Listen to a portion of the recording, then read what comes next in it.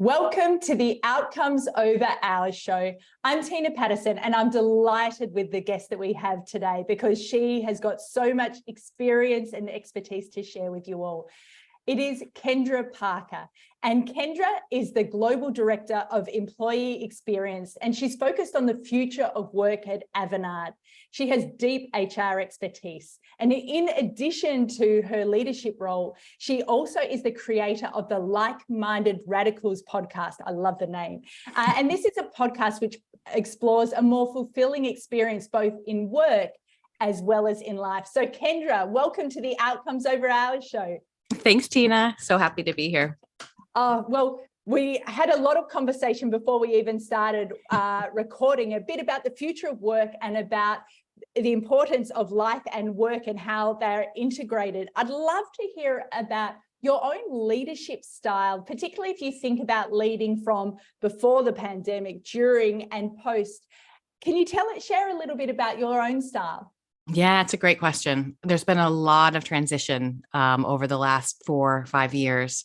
If I think about my leadership style and the role that I played, within my organization and as someone in a senior role within HR, I think I was really climbing the ladder, going through the motions. I think I'm a people pleaser at heart, and having an HR role, there's a lot of synergy with that. I'm a strategist by talent, and I really enjoyed working with the teams that I worked with and thinking about, the larger picture within the context of the business of Avanade. But I started to have some of those inklings, some of those big life questions. I had an experience that really forced me to articulate what my unique strengths are. And that was life-changing. I also used an assessment tool that was a little bit out on the outskirts called Human Design that was really powerful for me to help me understand my strengths in a new way. I've done Gallup Strength Finders, really a big fan of that technique and understanding your strengths, but I don't think I fully understood my value and what I brought to the table. And so I hit a point in my career where I could start to identify what my unique strengths were and was learning to articulate them. And I understood who in the organization also could appreciate them and recognize me for the value that I brought. And so I created relationships and sponsorship with those folks. And that catapulted me into new roles. Impact has always been really at the center of what I do. And so moving from a regional role into a global role was, really enticing. But it was through really leaning into the value proposition that I brought, my strength in being an innovator, in problem solving, in inspiring and rallying people around me, that I was able to really affect wide impact across the organization.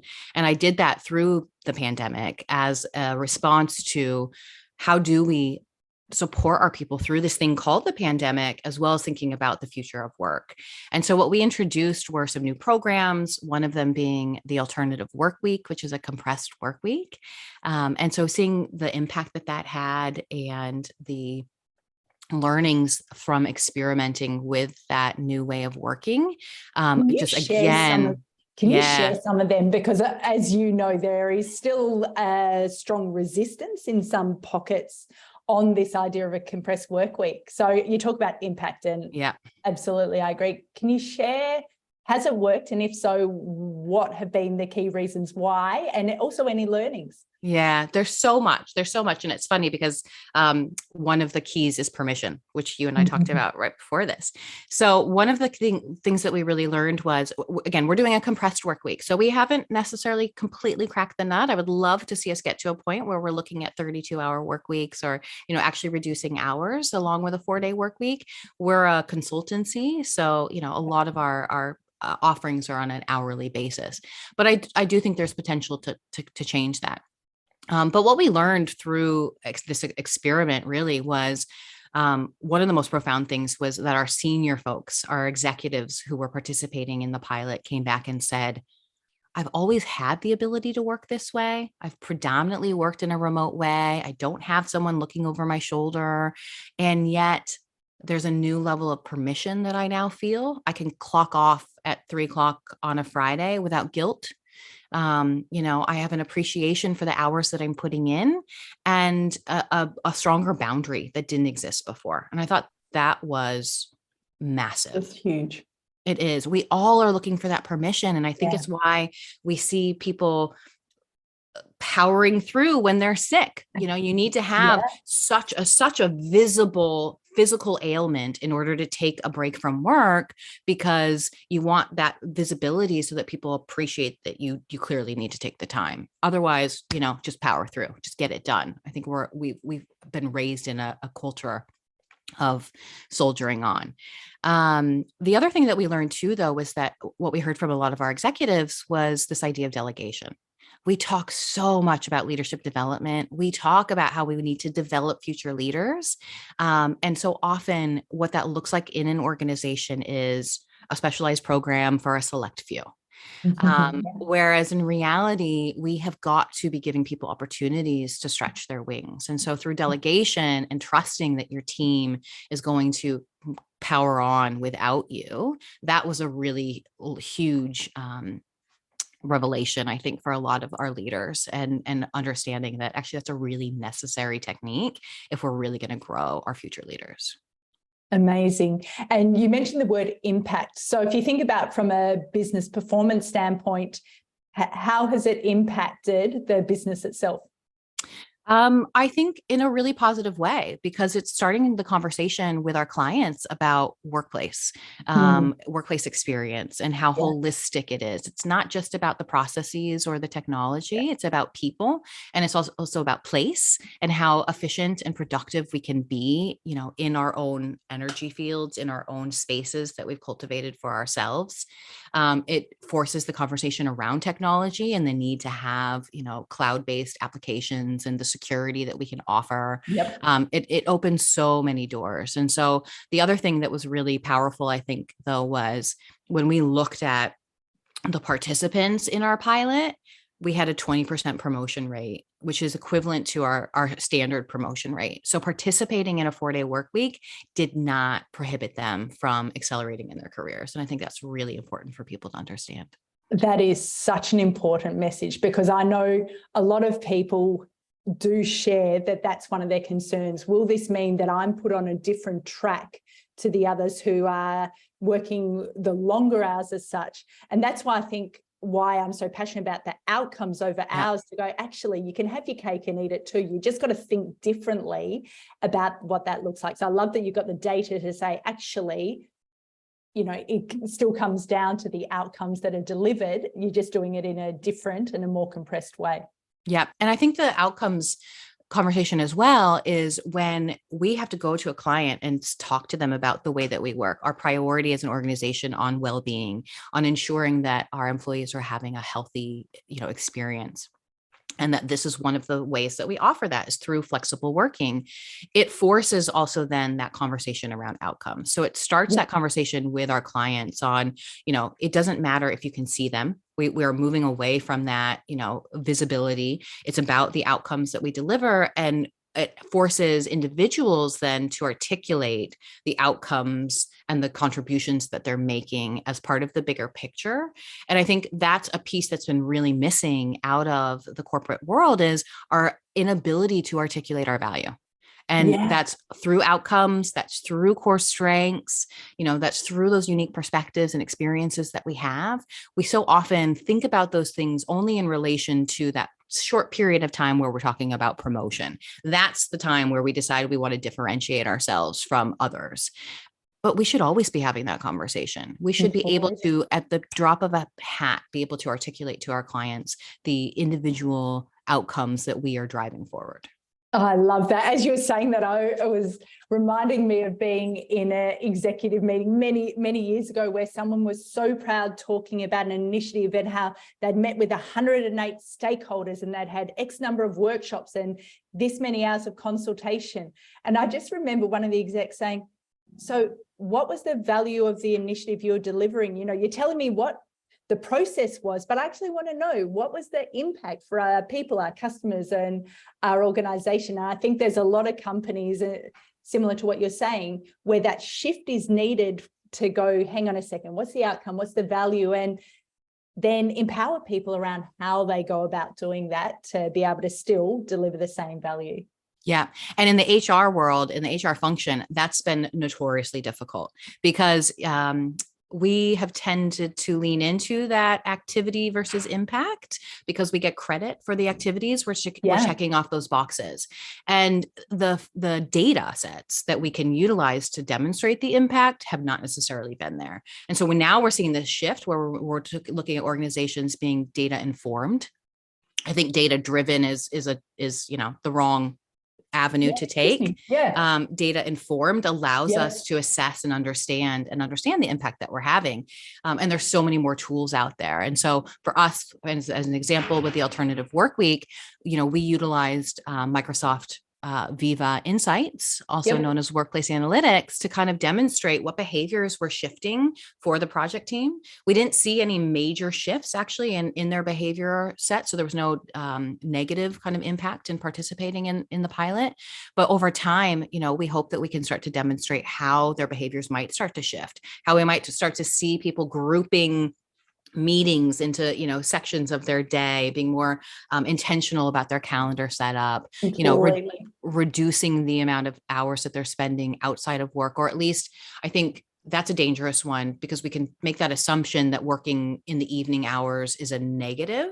But for some people, perhaps actually they're taking big breaks in the afternoon. And so that is actually when they're getting their best work done. Absolutely. That's different than those who are not taking those breaks and just letting their work kind of, take over their evenings. So a lot to be learned from that data, and that to prove some of our theories right. I think as HR, we tend to actually hypothesize, but we don't treat our projects as experiments.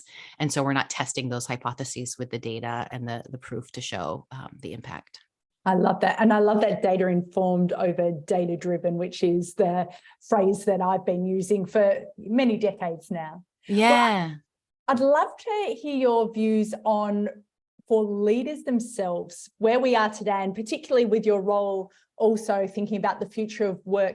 What are the 2 to 3 leadership skills that you think that leaders today need to start amplifying as they think about leading right now, but also for the few decades to come? Yeah. My prediction about the decades to come is that leaders need to lean into the human element. I think what we saw from COVID was this triumph of the human spirit. And, we saw organizations really pivot to this idea that their people are what's driving the organization. We hear them talking about people first. People first is excellent. It's great. It's 100% where we should be. But a lot of organizations aren't actually going through the steps to actually get the data that they need to drive that, to really dive into maybe more of the psychology of the human condition and how we operate. And so I think there's this real need to understand the human element. We know that technology will radically shift the way that we work into the future. We have no concept of how that will impact us. What we do know, though, is that humans will always be humans. And so I think what the future of work really is going to be about is understanding that. And so leaders showing that they are people too is a really key point. And that's through vulnerability, through a growth mindset, through, self-awareness, potentially consciousness. I think employees are going to start looking for organizations that can articulate a message beyond, we're a purpose-driven organization, and here's this rallying cry we think we should all kind of galvanize around. People will start to look for, well, what's the personalized experience that I'm going to get? How are you as an organization going to facilitate this human experience that I'm longing for? And whether that's through teaching them how to articulate their strengths, so role modeling as a leader, what your strengths are, and being able to articulate the value that you bring. I think that's going to be one of the keys, and showcasing how others can do that. And also showing, that you have fallibility, that you are not perfect. There has definitely been this mask in the corporate world of, kind of keeping people at an arm's distance and really portraying yourselves in a different way. And I think we're going to see the crumbling of all of those types of models and see leaders as people. leaders being people Completely. with their own journeys, with their own challenges. And if we can recognize that and we can lead in that style, that's going to radically change the future of work. Oh, completely agree, and so beautifully articulated. I love that phrase that you used of the technology. We don't know how it is going to evolve, but humans will always be humans. And yeah, that's really, really powerful. Switching gears, what's the most practical, relevant advice you've been given about how you work smarter? Ooh, work smarter. I think it's understanding my energetic flow, like my energy levels throughout the day. I have been really fortunate to be in a global role, and I'm in a global role in Australia. Can't tell from my accent, but yes, I live in Brisbane.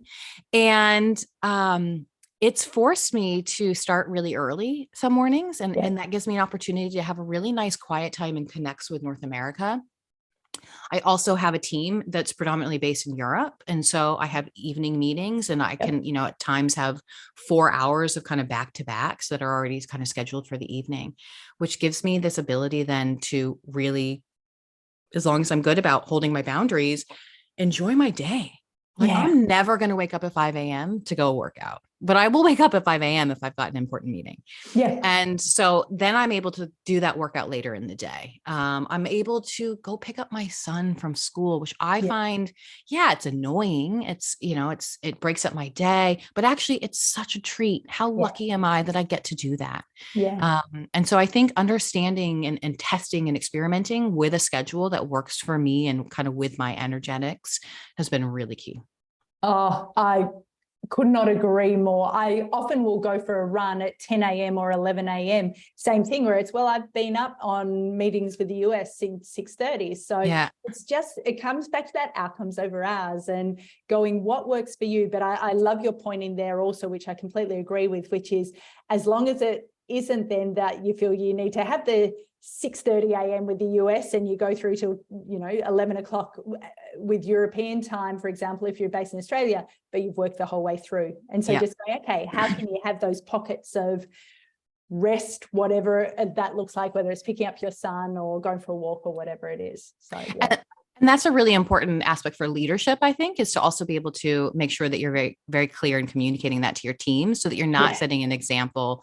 I've had bosses in the past who just could not help themselves by checking in when they were on vacation. Do I think that's a healthy habit? No, not at all. But I can understand personally for them, it was a way to kind of have a handle on, their stress and hopefully alleviate that. So I think as long as you can articulate that that's your need, that's not a need to check up on whether or not I'm working. It's your need to understand what you're coming back to and feel like you have a handle on things.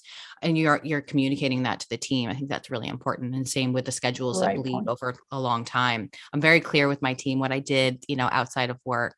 And I think there's this idea of work-life balance that we've all been coveting. And I like to think of it, and this is me personally, it doesn't necessarily work for everyone, but I lean into work-life integration. Give me an opportunity to do both, to, be on vacation and sitting by the pool, but also maybe sending a couple of emails. If I'm picking up my son from school, it's actually one of my favorite things to do is to turn on a podcast. And that allows me to get outside of my organization and the things that might be happening in my day to day and think about these concepts that still are very, very relevant to the work that I do that maybe I hadn't taken the time to think through. And so I think there is, we will continue to see more blending of work. And again, that's where that boundary setting and understanding what works for you and what doesn't will continue to be really important. Yeah, completely agree. Completely. So to finish up, Kendra, I would love to ask you some rapid fire questions. Are you up for it? I'm up for it. Okay. First one. What is the best thing you've purchased in the last few years for under about $100? Oh gosh. Can I cheat and say I had a couple of gift cards and I bought myself a nice big microphone here to launch my podcast, which I'm really excited about. I love that. I love that. And can you remind people what's the name of your podcast? The Like-Minded Radicals. So at thelikemindedradicals.com, the Like-Minded Radicals on YouTube, and the Like-Minded Radicals at Instagram. Perfect. And what is the book that you have either gifted or recommended the most to other people? Feel the fear and do it anyway. I mean, I just love that like concept. Immediately it tells you, kind of what to do. And I think there's so many great valuable lessons in it. Yep, love it. And what's the most fearless, you spoke about fear, what's the most fearless thing you've done in the past few years? Other than try to launch a podcast. I've moved twice Yeah. around the world. So moved from Seattle to London and then London to Brisbane. I don't think that that's massively fearless necessarily. I've made international moves before. I studied abroad. I lived in Rome for a bit, but not many people take that leap, and it is life changing. And the world is your oyster, and it's actually a very small place. And yeah, I love the adventures. My son's now lived on 3 continents. Oh, amazing. Amazing. Yeah. And finally, what does outcomes over hours mean to you? It means being smart with your time. Working smarter, not harder. Yeah. 100%, 100%. Amazing. Well, Kendra Parker, you have been such a fabulous guest. There's so many gems in what you have shared here. So thank you so much for being on the Outcomes Over Hours show. Thanks, Tina. It's been such a pleasure.